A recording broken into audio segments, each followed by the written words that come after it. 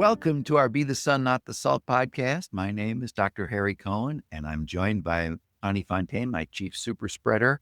And this is another in a series on how do I practice being heliotropic? What do I do? Connie, this topic is how do I let go of a grudge?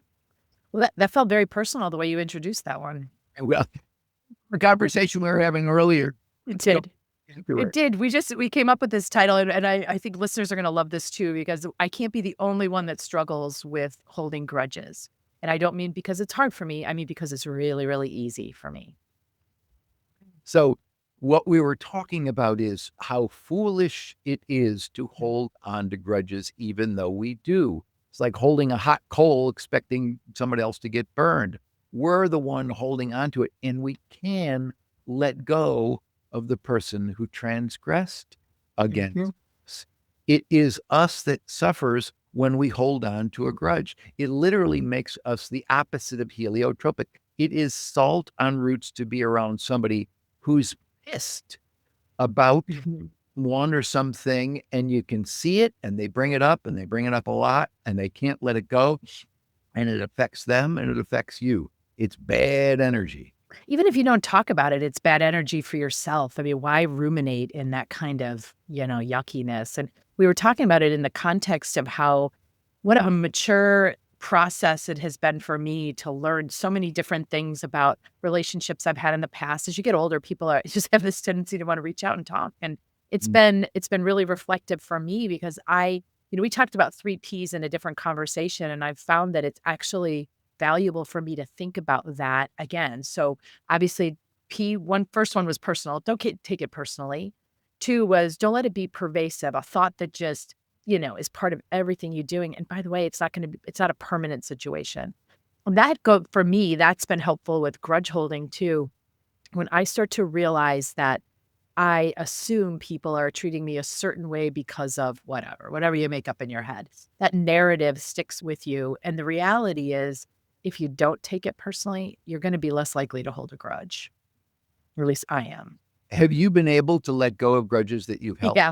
Yeah. I wish I could have 20 years ago. I wish, I think in the moment of when you're in that fervor of trying to build a career and build a reputation for yourself, it's so easy to let things that happen, at least to you, to take it personally and to ruminate on why me? Why is this happening? This doesn't make sense. And in the reality, as I look back, very little of what happened with me or to me was personal. It was usually about the other person. So I'm really glad you said that. And I'm glad that you have been able to let go. And I'm glad that you have matured enough. Me too. Just wants to get older. We want to get older and wiser. At least I do it. I think most people do. Not just older, we want to get wiser. And wiser means I used to, and now I can't believe I used to hold on to that. How foolish was I? And man, oh man, is it liberating when we can let stuff go. So however you need to find out what you're holding on to that's holding you back, let go. Talk with someone about it. You can see it more easily when you see it in other people who hold on to stuff. And you're thinking, why the hell does she or he hold on to that? Can't they let get some perspective from somebody else? That helps. And I think there's a difference between holding a grudge and protecting your roots. There are people who I don't want to be around. It's not that I hold a grudge. They bring me down. They don't have good energy. They're not nice to other people.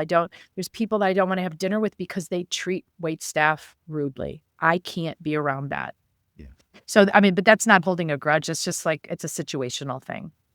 And, cultivating some compassion is the antidote almost always. I agree. But I would also say, don't talk about out loud the person or persons or circumstance that you're holding a grudge on, because it tends to fuel it. See it for sure. And do the inner work to let it go and be proud of your success.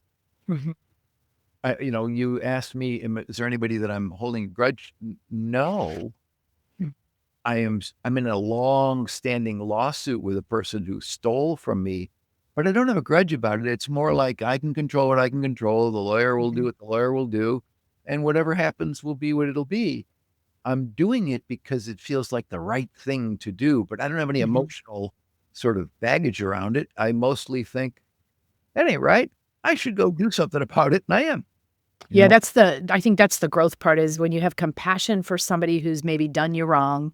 I Mhm. think having the ability to say, I feel sorry for, or I wish, I hope that person finds what they're looking for. That compassion changes the narrative that you're feeling, at least inside. Or I should say that I feel inside. So compassion's a big one. I'm glad you mentioned that. Yeah. So, to the extent that you can identify when you're holding on to something for someone that did you wrong, see it and say to yourself, why am I holding on to this? This does Hmm. not serve me or anybody else. Hmm. I am going to let it go and then, move on. I'd love to hear if people were able to let go of something that they've been holding on to. Love to know Yeah. that. Yeah, I mean, we've had some guests on the podcast that have let go of some big stuff. I Well, don't know if you definition of letting go is different. When we spoke with Trinea Gonczar, she's somebody who's gone through something very public and has found this level of compassion and forgiveness that I don't know how she got there. I'd love to think I could if I was in that situation. But she's moved on to it and she's created some positive things out of it, and that's helping others. So I think everybody does it a little different. You lose a significant relationship. How do you get beyond that? yep. And for those that don't know, Trinea Gonczar was one of the women abused by Larry Nassar in Michigan Mhm. State, and she testified at his trial. And to get to a point of forgiveness after that type of abuse is very impressive. May we all find our way to That's forgiveness right. um, in whatever circumstances that we've been Mhm. with. Yeah, and that alone is perspective. If you think about if somebody faced with something like that can move beyond, that with compassion, I think I can get beyond some of the things in my life with compassion. Ain't that the truth? That's right. Well, we challenge find a grudge. If you had a grudge, let's get rid of it. If you don't have a grudge, good for you. Hopefully you've already learned all of this throughout your life and let's spread this and help everybody forgive and forget. Thanks for listening.